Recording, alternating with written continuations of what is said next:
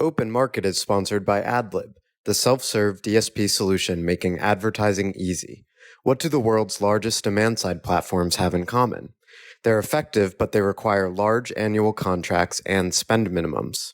With Adlib, growing agencies get a single platform that connects to every top global DSP with no contracts, no spend minimums, and G2's #1 ranked support.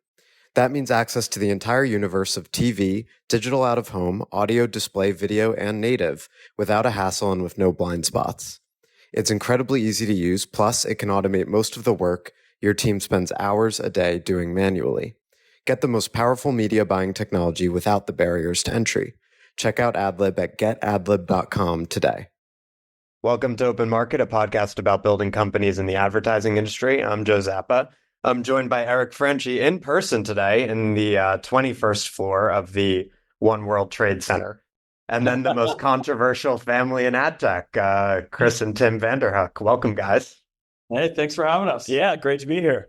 It's great to be here on the 21st floor. I was on the 48th floor earlier today, but I took a trip down to meet Eric in these humble surroundings. Tim and Chris, you guys had a huge announcement earlier this week, which definitely went Adtech viral on Viant AI. Do you want to tell us a bit about that and what you guys are doing? Yeah, it was a great launch. For those that are listening that didn't see it, it went on Monday, and we used social media to launch a B2B ad tech product, and it did go viral.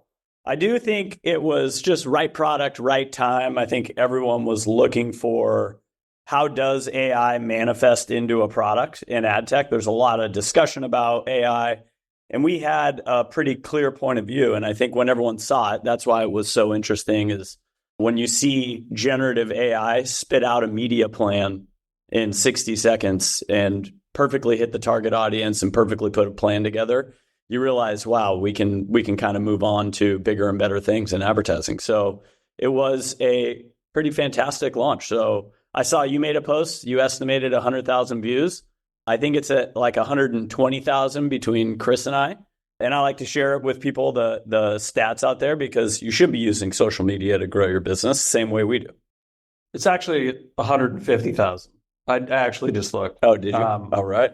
And the other thing is, our marketing team probably, they're not going to love that we're going to say this, but they definitely didn't like the way we launched this, at least going into it. And I think that to get, one, the product and the development cycle around that, two, the marketing of this and how we wanted to do it, was pretty, I think, uncomfortable for our team. We want to take a non-standard route to it. So the marketing piece of it, traditionally we pitch an editor at some publication who doesn't want to talk to us anyways. And we go round and round. Maybe we get a slight mention, embargo a release, and, then nothing. And so we knew that the commentary around it would be pretty powerful and impactful, but you can't really get that in traditional media. So, I think more so, yes, the reach was huge, but just going through and seeing comments, what's pretty electric about this, it's like running a customer advisory board and just getting people's feedback. And they're basically telling you exactly, how they see this, how they might position this, product roadmap features that they would like to see. It was pretty great. We were pretty excited. Yeah, I paid attention to this, obviously. And, I was looking at a lot of the comments and you could tell people watched the whole video. Like they were referencing, my own commentary was like, hey, this is like taking what is current AI, which is, around bidding algorithms and optimization and, moving it to the planning cycle, which I think is like super impactful and new and unique. You can't say that without getting deep into the video and thinking about it and analyzing it.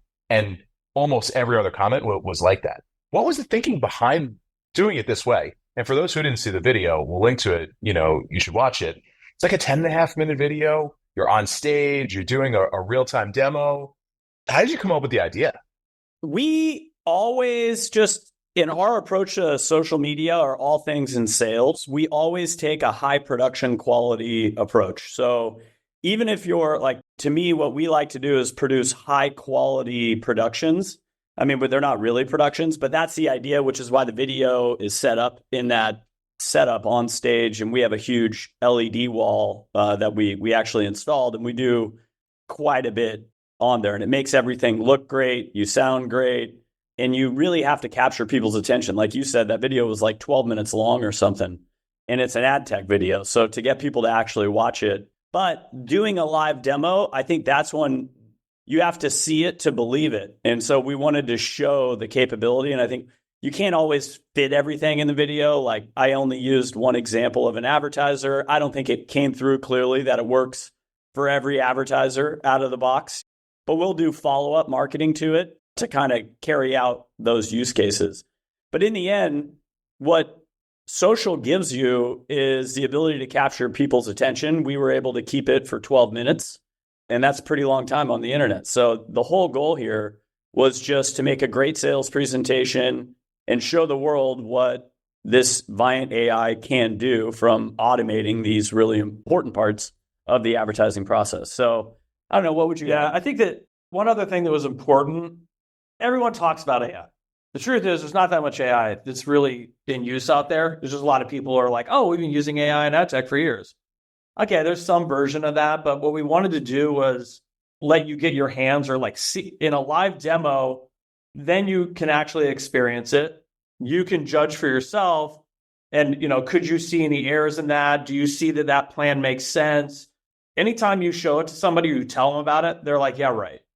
Then they start looking through, if you watch, they're just like peeling an onion. They start going down the media plan. They see the accuracy of it. They're like, and within a minute or two, now people, you check that box, but then the next box is fear, right? Which is, wait a second, is this a replacement for me? And I think that one of the things that we wanted to show and be open about it, which was, I think a line we use in there is, this will get you 0 to 70%. It doesn't get you to 100. And maybe nothing will ever get you to 100.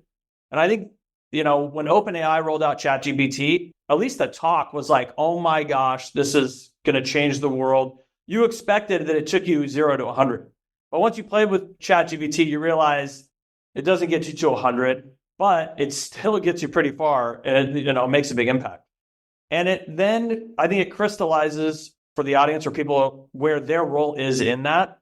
And we look at it that, I think that this elevates humans. I think it elevates them in a big way. And I think that a lot of people who have fear may have mid-level or lower-level jobs doing a lot of this work. But I don't think our view is like, I don't think people want to do that. That's like the grunt work. Someone wrote, the word which I hadn't heard in at least 15 years, rote work, ROTE, great word, but it's exactly right. That was nailed. I think Miles Younger wrote that. And it's exactly right. People don't want to do that job. They want to be able to be elevated out of that. And I think this is one of the other things we wanted to show was it is human supervised, but it shows how you can elevate, all of that staff, that you can elevate all those people to really create a greater impact. And I mean, in the end, Viant AI makes planning strategic again. And I think that's what's great is you can now look at this thing and strategize how to improve for that advertiser. Hold that. We are literally going to make red hats that say, use that line. I'm serious. Make planning strategic again? Yes, and we should send them to all planning teams. Yeah. Red hats, white writing. I don't know if anyone in New York is wearing that red hat. We're doing it. I want one of those hats. Okay, sorry. I digress. You guys can't hear this because Eric and I are muted for audio quality when they're speaking, but we were both belly laughing at that. I mean, guys, it's interesting. So I think the efficacy of the marketing strategies we talked about, like the normal path for product launches in ad tech is you email a journalist. They usually don't care. It's very hard to get product launches picked up. And you guys are solving that by going directly to the audience. And what's so cool about it is that it's democratic in the sense that you're proving that people actually care about this because they're interacting with the post. And then because you're putting it out there, people are essentially getting the chance to vote in the ecosystem on what deserves attention, right? So hundreds of people are reacting, then their networks see it. And I think this is one of the biggest challenges for ad tech marketing, because the question every buy-side ad tech company has is they're like, I know I can reach ad tech people, but how do I get it in front of brands and agencies? If you get a hit in a trade publication, maybe they're seeing it, maybe they're not. It's very hard to know. It's very hard to measure. But if you're putting it out on social and then 1,000 people are reacting to it, not only can you see that maybe of those 1,000, 200 of them work at a brand or agency, but also those who do engage with it, they are then via the dynamics of social platforms going to amplify it to everyone in their audience. So I think that's really cool. Maybe you guys can talk a bit more about that, but also talk about now that you've done the successful product launch, how do you follow this up? Like you guys have been marketing Viant for many years. So how has your thinking evolved and how do you approach marketing generally? If you get put in ad week, people might see it, but there are no reactions there. And then what you are required to do in your go-to-market, let's say, your sales team, you're going in, you're then, trying to line up meetings. You have to then drive even more impact. That puts way too much onus on your sales and marketing teams. When you do it this way, not only are they exposed to it, they're also reading the comments, they're seeing what other people are saying, and it's framing their thinking. And there's nothing more powerful than word of mouth. There was a study done that somebody told us years ago that, what drives consumer behavior, and the number one stimulus that drove people, I asked everybody this in advertising, I said, what do you think the number one thing was? It's crazy how many people say ads. It's like, no, it's word of mouth from a trusted source. That's what it was, like a friend. And then the second biggest stimulus to drive people to do things was actually content. So the least impactful thing is ads. You think about that. And that's how in B2B, that's what everybody thinks. You got to, put a bunch of ads out there. It really just doesn't drive what you want. Ads are impactful, but you have to use them in the right way. So I think that through social, let's say there's a buyer out there or a brand that we want to see this. Not only are they going to see it, they're going to watch the video. They might have an opinion. They go through all the comments. They see what everybody else is saying. Those people are selling that brand for us that you just can't get anywhere else. And I think just to add to it, when you launch a product like this, so within 72 hours, you pitched 150,000 people in 72 hours. Like it just is an unmatched ability to drive reach, and it's the founders doing the selling. And I think that's the different part. When you're training your go-to-market team on here's how the product works and here's how I talk to customers about it and how I position it. It really trains your sales team automatically for you because they're going to try and take the best aspects of what we were saying as founders. So it just does so many things for basically 1 day's worth of work of shooting that video. You got 150,000 sales pitches out the door. You trained your entire sales team. You influence the whole discussion online about AI now. And I think what you're going to see, our goal with launching that video was to make everyone shut up about the topics that everyone's tired about. Identity, cookie deletion, like no one wants to talk about it anymore. And we wanted to set the course of the discussion for the industry about AI. And I think that's what we were able to successfully do with that, was accomplish all of those things all at once. And that's what was so great about it. Speaking of your sales team and, the go-to-market teams, what has the reaction been for those groups or the whole company?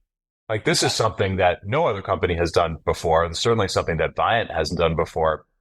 Have they been telling you like their own feedback from their customers?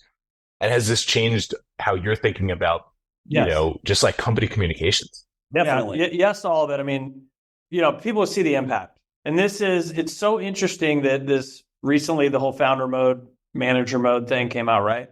And, when that came out, I said it to Tim. I said, did you read this? And he was like, this is literally us. And this is why, when you operate in that way, when so much of that was true. And I think it's different in every company. And I think all founders might view it slightly differently. But for us, from a marketing aspect, when we did that, we said, we are going to become more vocal and we're going to actually put out content, social media. We've been saying it for probably 2 or 3 years that we're going to do that. And nobody likes that because they think it's dangerous. You may say the wrong thing and whatever, right? That's the real risk. And they want you to keep doing the traditional thing. Really what they're saying is, if you relate it back to it's manager mode. You should outsource your marketing to this traditional school of thought that does not work.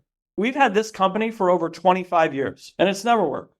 Never. I told Tim 15 years ago, I'm like, the only way it's going to work is if we get a fucking reality show. And he was like, we're not doing a reality show, dude. I said, I was telling you, because somebody did approach us about it, and I was selling Tim on it. I'm like, we got to do this. This is like pre-Kardashians, obviously, like early days of that. Tim would not do it. And I said, well, do you understand that that's the only way? You have to market these things almost like consumer marketing, but we have to hack it some way.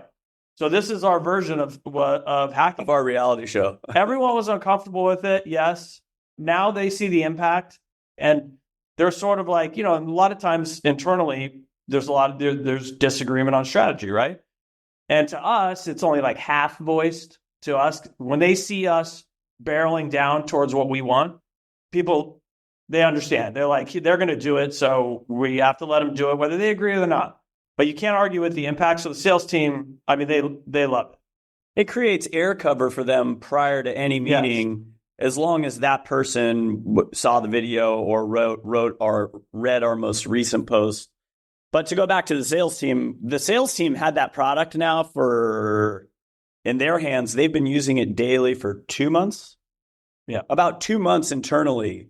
And they were sending us feedback on how impactful it was for them and their jobs to be able to go in, become an expert on the brand almost instantly, and then showcase and demo it a little bit to get more feedback. But a lot of them used it privately behind the scenes. Their customers never even saw it, but they were the smartest person in the room. And that impact has been huge. The other thing that we were watching during that 2-month period when we gave it to our team was, what does usage look like and repeat usage? And you have a lot of things that look cool that you use once or twice, and then it drops out of your daily routine. And I think when we saw the usage was increasing and staying the same per person, that's when we realized, oh, this thing is really good. And we were seeing increasing usage. Then that really gave us the confidence to blow it out in a big way. I think internally, the number one feeling that everyone's most proud of is that we were first to market with an AI product. And we talked about AI, like Trade Desk has Koa, I guess it's AI. Most of us would call it machine learning, and that's been around for a long time. So it's not really new.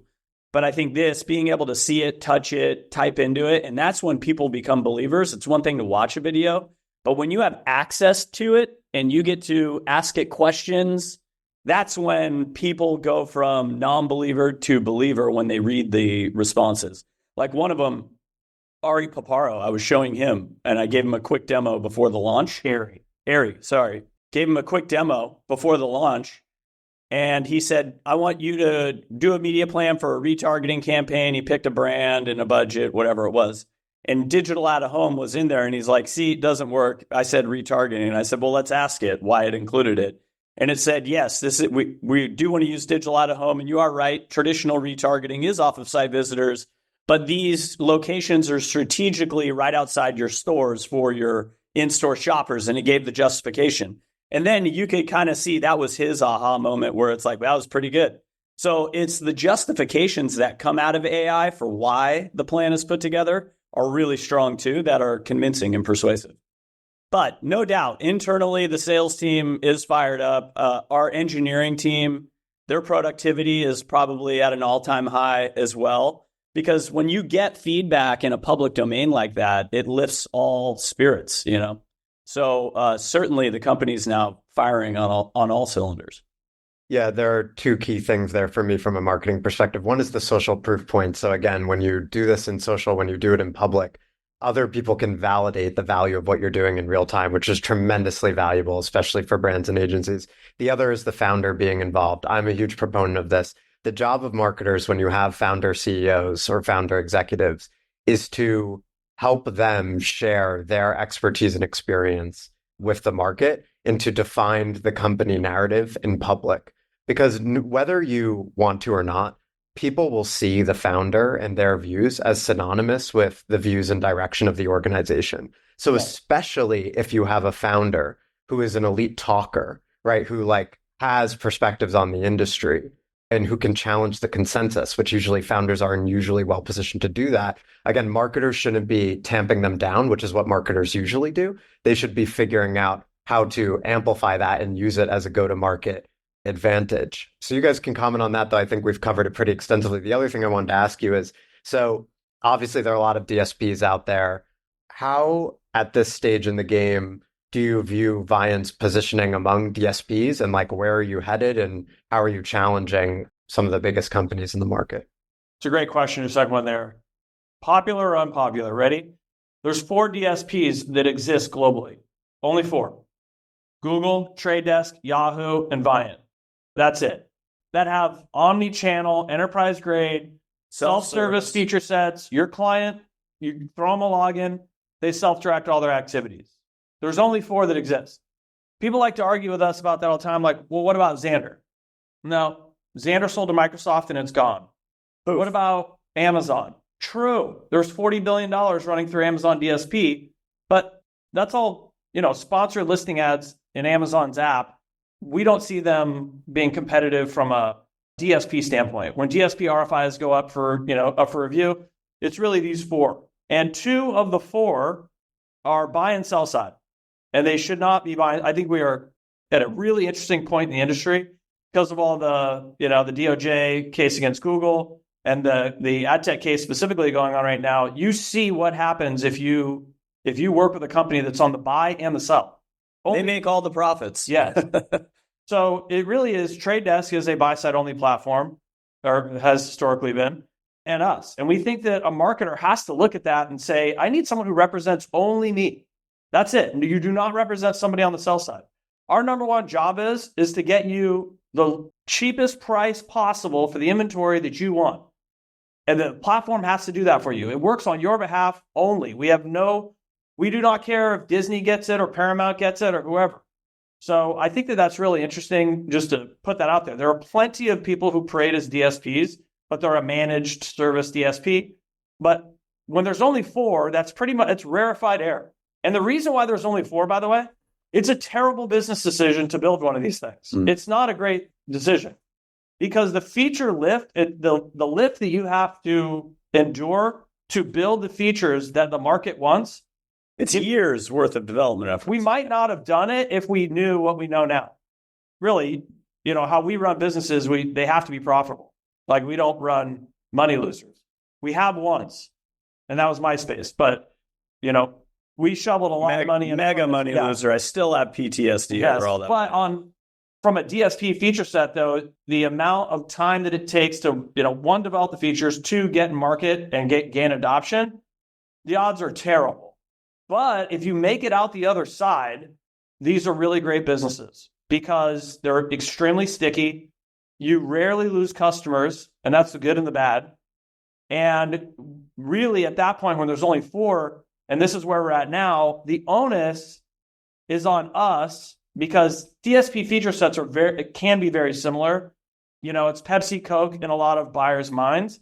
So then the onus is on the founders to bring the innovation so that clients want to use that. They're not asking you, why would I choose you over the Trade Desk? They're thinking, I want that. So that's the onus on us. And that's really where our mindset is strategically. We've got to bring enough innovation and we have to create, to your earlier point, the marketing and the air cover for the rest of the teams for clients that are reaching out and engaging with us. Yeah. But just in the DSP space, there hasn't been a lot of innovation. I mean, the Trade Desk was like the last one that was invented, and you're talking over a decade old. So you have the Google system, not tons of innovation there. Trade Desk, not really innovation. They were just anti-Google. So if you didn't work with Google, Trade Desk was the beneficiary of that.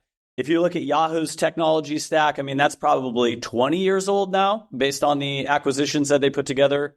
So for us, we think we're going to win through innovation. That's kind of what Viant has always done, is you have to invent what's next, and you've got to be able to put it from your head into a working product and make it better than what's out there again. And I think that's what we've been able to do time and time again, how we got to number 4, because we were at one time number 15, and Yahoo's above us, and hopefully we could pass Yahoo one day and go from there. But I think the biggest thing is just getting the product to a better spot than what's out in the market. And that's what's so exciting about the future of AI and being applied.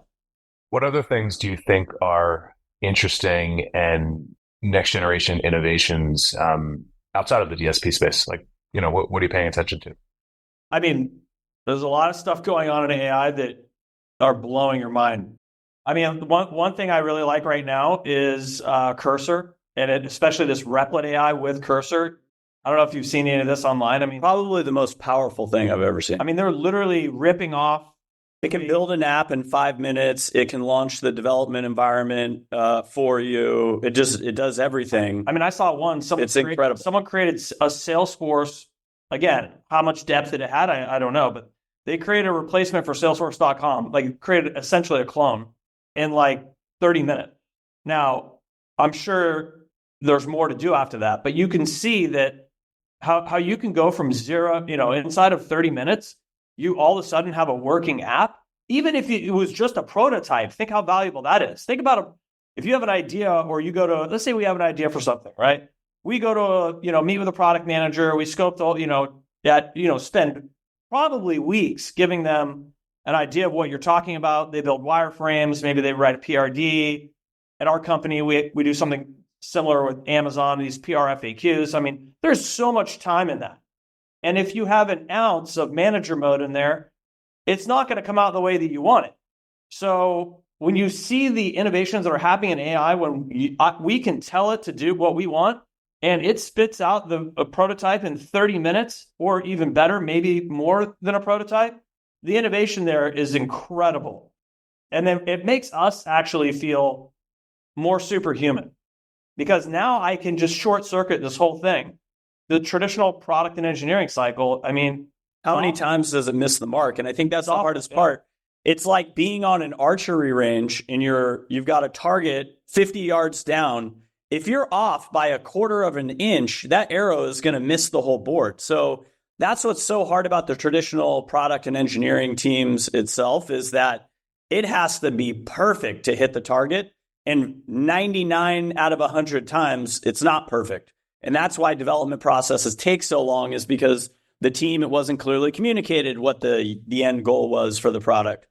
And I think that's always been the hardest part as non-technical founders, being able to convince the engineering team of it, no, it must be this way. Other things in AI, though, content creation, video content, not text. I think when you think of the world of TV, it really sucks. There's not a lot of content. Granted, there was a writer's strike and all the stuff that delayed. But when you think of how fast new content will be created and streaming in our households, just a great storyteller can now tell an AI a story and it will produce the movie for them or the TV show for them. And so I think what you are going to see is an explosion of video content. It's also the cheapest that's out there. If you look at content costs for a lot of the big television companies, it's about half their OpEx production costs. And so I think what you're going to see is get high quality, very cheap content creation. And I think that's going to really set the streaming businesses up for big time profitability in the future, when their content costs are able to get stripped down. And I think so. AI generated content is pretty phenomenal.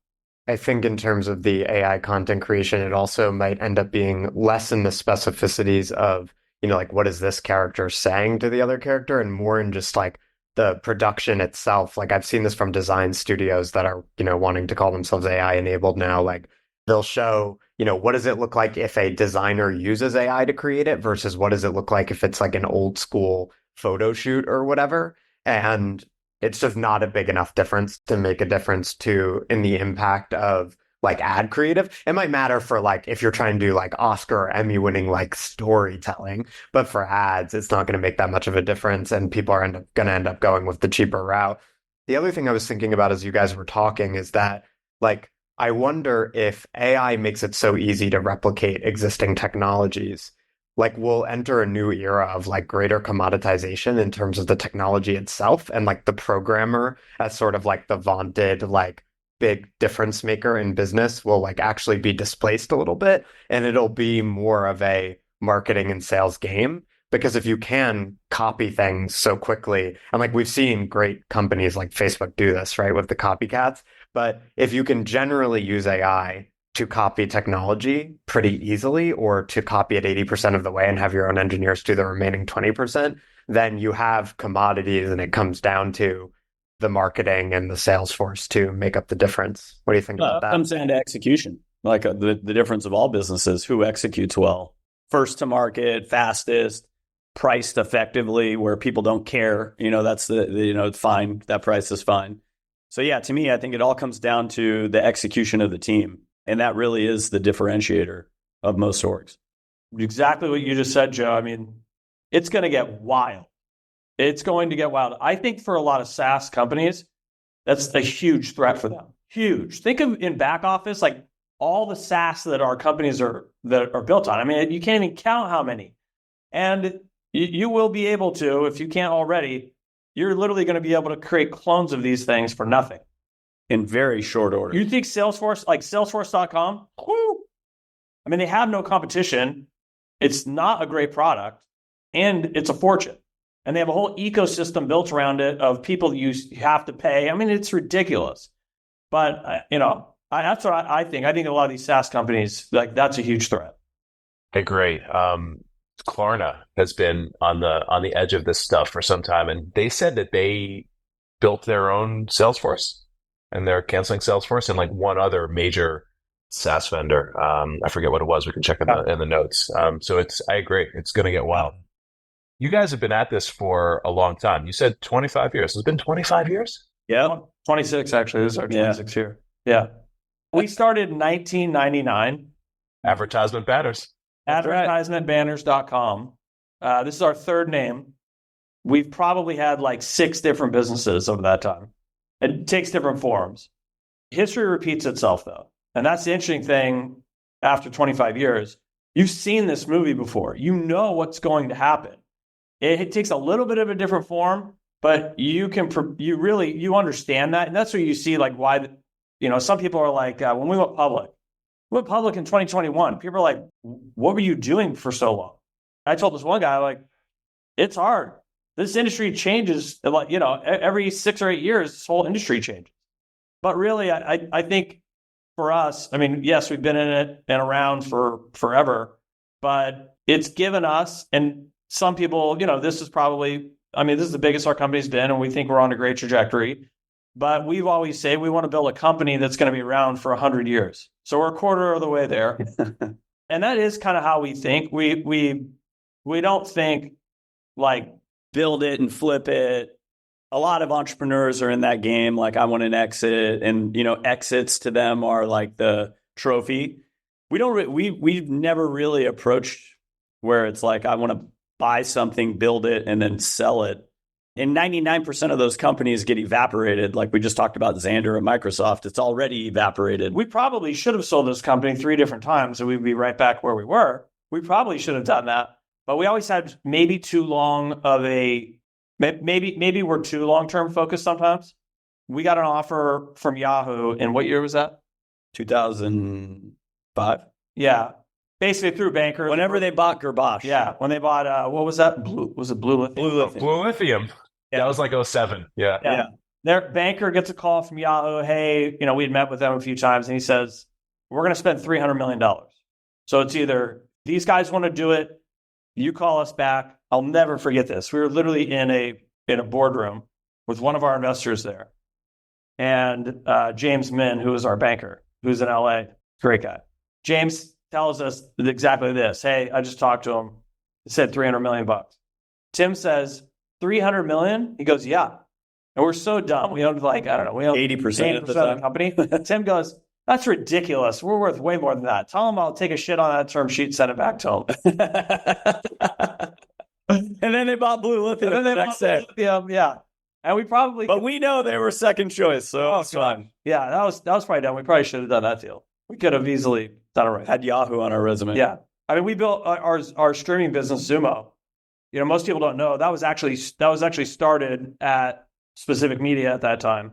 But we started that. We ended up spinning it out, and we brought in an investor in Panasonic.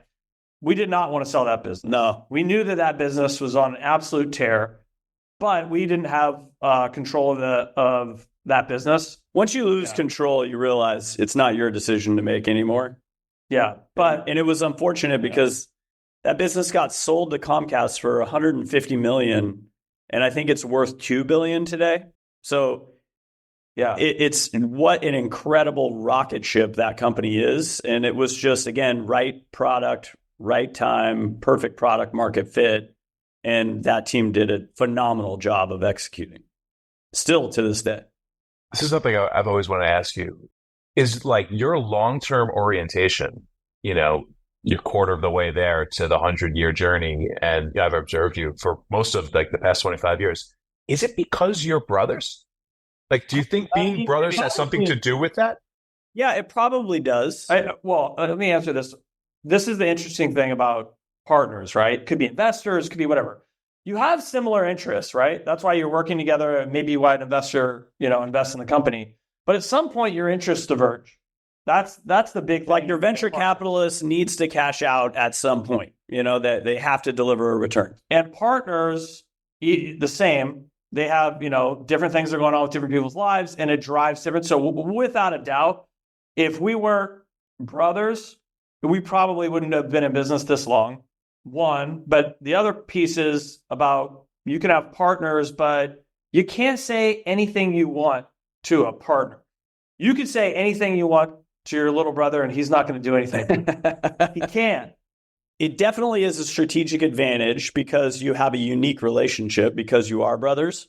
And so getting to that point, it's like when we're in a room, we don't even have to speak and we already know what each other is thinking. And so it's a huge strategic advantage in some situations.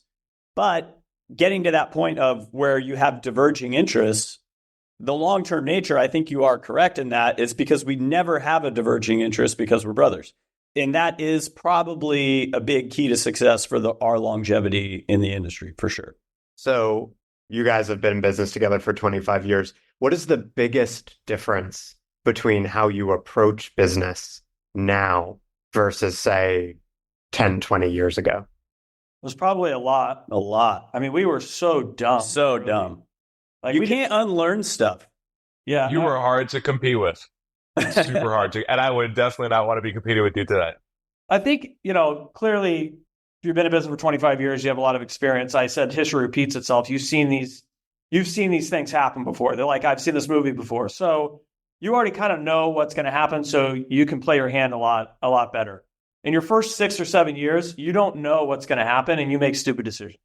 Especially when you're young like us. I mean, Tim was 18, I was 20. We were both going to college. We were both president of our fraternity. We weren't even really serious when we first started the company. We were trying to buy new cars. Like I had a salvaged car that my dad bought for $2,500, had a different color front end than the rest of the car. And that was just the way it was. So we were like, we got to get new cars. These cars suck. So that's kind of one of the reasons why we started the company.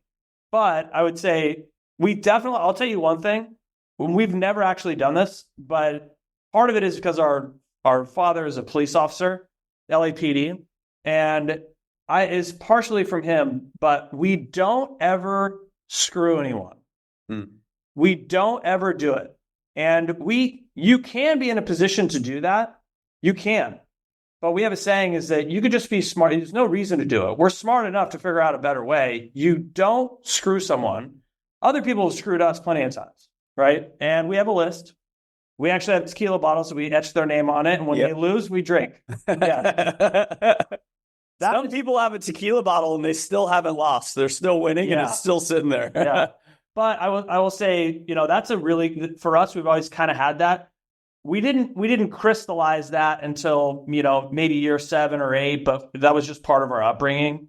That's one piece. But I will say a lot of people burn out. They can't compete for that long. You see a lot of founders turn because they get bored, or they sell the company because they're just over it. And in ad tech, oh my God, how many people have blown out ad tech because they just can't handle it anymore? We came to grips a long time ago. Our tombstone was going to say ad tech. Like that's what it's going to say. So we might as well stay in and go hard. And then the last piece is just around competing. That is the one thing that we do back and forth to each other. We like to compete hard. Like we want to compete hard. We think a huge advantage of companies that are run by founders is that right there. When we see a company, when the founder leaves or they sell or private equity comes in, we high five because we know they're dead. They are dead. They may not die overnight, but they are dead. All innovation stops. The heartbeat stops. You can't, because the point of founder mode, manager mode, it's by nature, it's just manager mode. They didn't build it. It's not their baby. They don't care as much.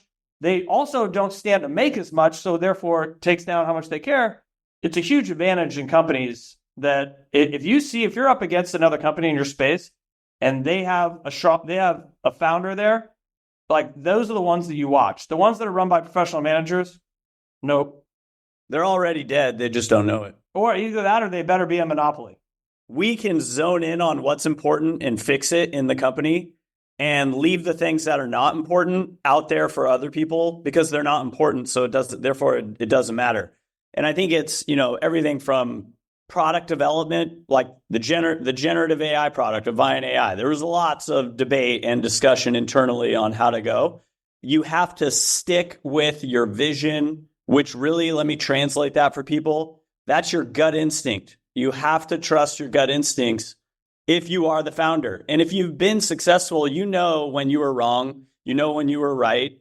And then you can kind of tell when that feeling is that you're onto it and you're in the zone. We talk about founder mode, it's the zone. You get in the zone and you start blowing past everything. And so when we are in the zone, we don't outsource. We go right to the developer who's developing it, the product manager, the marketing team, not the CMO, the whole team. And you're telling them exactly how you want it, exactly what it needs to be. So there are no mistakes and you're trusting your gut. That does make other people who aren't founders uncomfortable because they don't have those gut instincts. They're not risk takers. They're not entrepreneurs where you actually have to make a bet and you might lose. And we thrive in that situation.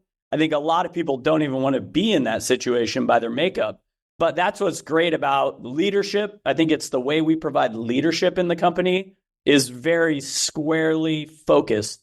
Whereas in the beginning, I might have yelled at everybody and it wasn't as focused. And I think that's where the experience comes in on what's important, what's not important, and really crushing, taking control, micromanaging the whole organization on the things that are important. You used to send ridiculous emails. He literally would send emails to people with crazy in all caps, like he's yelling at them.